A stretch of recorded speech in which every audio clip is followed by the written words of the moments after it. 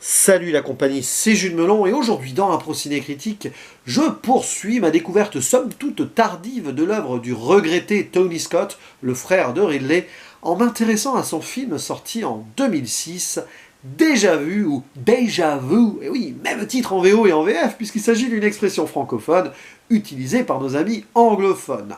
Un métrage de science-fiction qui joue sur le temps, comme son nom l'indique, avec au casting dans le rôle principal Denzel Washington, qui avait déjà joué pour Tony Scott, à ses côtés Paula Patton, Val Kilmer avec quelques kilos de plus, Jim Caviezel, le méchant, qui avait déjà joué dans un film qui parlait du temps, le plutôt sympathique, même très bon pour moi en tout cas, Fréquence interdite, et il y a également Bruce Greenwood, la jeune Elle Fanning, Adam Goldberg ou encore Erika Alexander. Alors, il faut savoir qu'il s'agit d'une œuvre qui a eu un succès d'estime assez pauvre, des notes moyennes plus, on va dire, sur certains sites, dont Sens Critique, et on peut clairement la mettre en parallèle avec le Hacker de Michael Mann, dont je viens de parler sur la chaîne, tant nous sommes ici en présence de deux films avec une vraie ambition, un peu avant-gardiste sur ce qui est technologie et tout, mais qui n'a pas réussi à véritablement trouver son public, du moins à l'époque de la sortie, parce que maintenant, voilà, on peut le dire, ce sont quand même des brûlots qui sont de plus en plus réhabilités. Alors, de quoi parle-t-il, ce déjà vu? D'un agent de la ATF. ATF, c'est, j'ai pas le sigle sous les yeux, mais en gros, c'est une agence fédérale qui s'occupe des explosifs et tout, qui s'appelle Doug Carlin, qui est dépêché sur place à la Nouvelle-Orléans parce qu'il vient d'y avoir une tragédie. Alors, pas l'ouragan Katrina qui venait de véritablement dévaster ces terres, d'ailleurs le film sera en hommage aux victimes, mais un attentat terroriste qui a fait péter un ferry, un bateau, avec des centaines de victimes. Et donc, le monsieur arrive sur place pour enquêter, qu'est-ce qui s'est passé, d'où viendrait cette bombe, tout. Et le FBI est là pour essayer d'arrêter le tueur, le terroriste, de le retrouver d'abord. Et donc il va y avoir une association afin de récupérer des indices et voir le profil du monsieur, sauf que ça paraît compliqué quand même de le retrouver. Et alors là, entre en jeu la nouvelle technologie. On va pas faire appel ici à un pirate pour trouver voilà, les communications, etc. Non, non, non.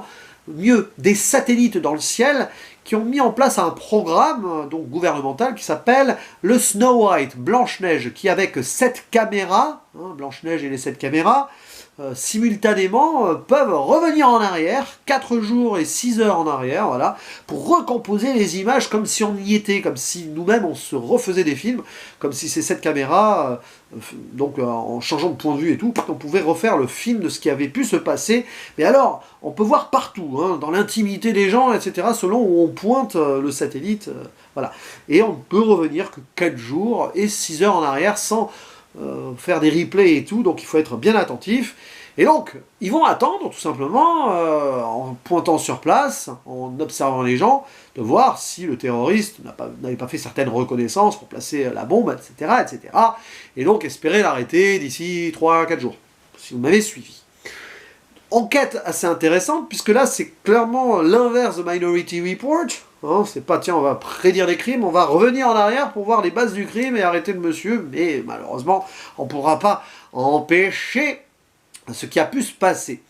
Sauf que le film va aller un petit peu plus loin. Doug Carlin, donc notre cher Denzel Washington, va se rendre compte que ce programme n'est peut-être pas que de l'observation du passé, sans en dire plus. J'ai dit que le film jouait sur le temps. Très vite, on va comprendre que les enjeux sont ailleurs, plus que donc dans essayer de repérer des indices avant. Et on va partir donc dans un mode plutôt SF par la suite, et qui va au bout de son truc, clairement, voilà. Avec peut-être des incohérences, mais franchement, je le dis, c'est un très bon film, qui est original dans son approche, même s'il manipule des concepts qu'on a déjà vus une dizaine de fois dans plusieurs films avant et après. Et alors, si je me suis intéressé à ce métrage-là maintenant, déjà parce que Tony Scott, ça fait quelques mois là, que j'en parle sur ma chaîne de certains de ses films, mais aussi parce qu'on a rapproché ce film-là, donc déjà vu, à Tenet, qui est sorti en 2020. Alors pas parce que c'est le père du héros de Tenet qui joue ici, Denzel Washington, le père de John David Washington, mais par rapport au concept du temps, et voir dans le passé si on peut changer les choses d'une manière ou d'une autre. J'avoue que oui, le parallèle peut être fait, mais c'est clairement autre chose, là. Hein. Peut-être que Christopher Nolan a aimé ce film à l'époque, et s'est placé ça dans un coin de sa tête pour écrire Tenet derrière, mais il n'y a pas de copie ni de plagiat, etc. Par contre, voilà, on en a parlé récemment avec Peggy, Artopolis et d'autres dans le live donc, du 7e œil. Peggy, pour ses 40 ans, c'est son anniversaire, c'était samedi dernier au moment où je fais cette vidéo, alors je sais pas, hein, il y a une semaine, grosso modo.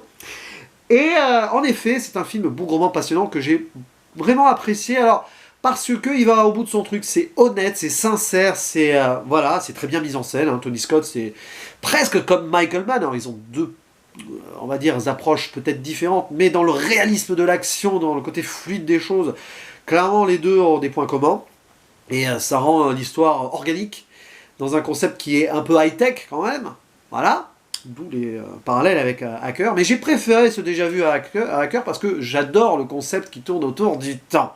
C'est un truc que j'apprécie énormément. Un jour, clairement, je ferai un live spécial film temporel, hein, œuvre temporelle, voilà, dédicace à Capitaine Critique s'il passe par là, parce qu'on en parle souvent en privé. Et clairement, ce film peut rentrer dans cette mouvance-là. Alors oui, évidemment, si on cherche le réalisme, alors réalisme, pas le réalisme de la mise en scène, hein, le réalisme de ce qui se passe, on va trouver des choses à dire, comme tout film qui parle du temps, quand on le manipule, évidemment, hein, attention au concept physique, il y a eu des recherches qui ont été faites là, mais qu'est-ce qu'on s'en fiche, pourquoi? Parce que l'histoire est marquante, touchante, hein, il s'agit quand même d'une introduction où tu vois plein de gens mourir, donc ça te place le contexte. D'ailleurs, cette intro, petite parenthèse, elle est bourrée de foreshadowing. Qu'est-ce que le foreshadowing? C'est des éléments pouf pouf comme ça qui vont annoncer ce qui va se passer après. Notamment cette radio qui joue les Beach Boys là. Elle dit ah, voyage dans le temps. Il y a le présentateur qui dit ça. Ah, ouais, ok. Mais bon, avec un écho plus tard dans le film, enfin vers la fin, voilà. Et donc, ouais, c'est super intelligent. C'est un film intelligent et sincère qui peut avoir des défauts, mais qui va clairement te montrer un truc, c'est que Tony Scott derrière et ses scénaristes ont bougrement bien ficelé l'affaire, et c'est pour ça que j'aime ce film, malgré donc les choses qu'on peut lui reprocher.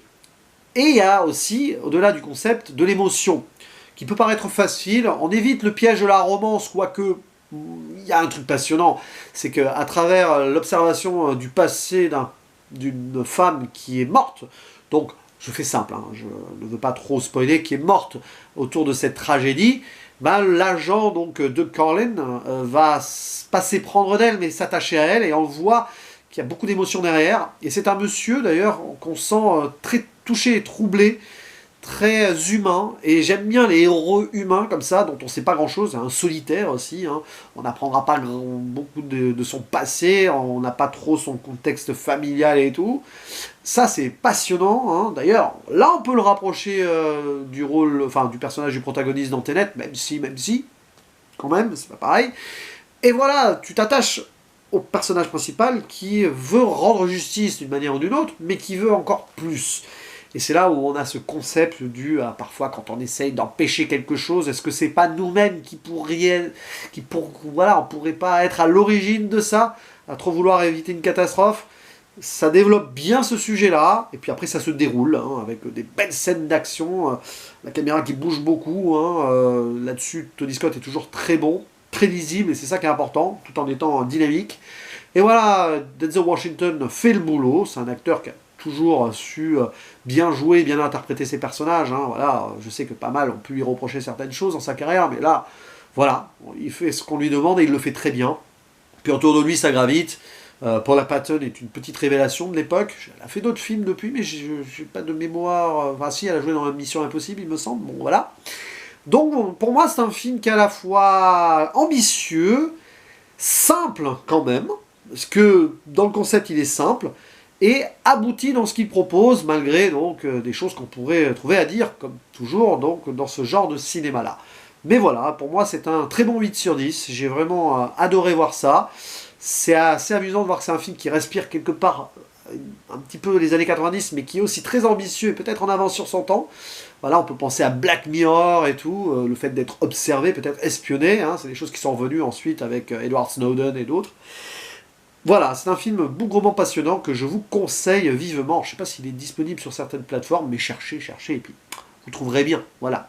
Je vous dirai, oui, voilà, bah, je vous dirai surtout de le regarder dès que possible, mais surtout, je vous dis à la prochaine. Ciao!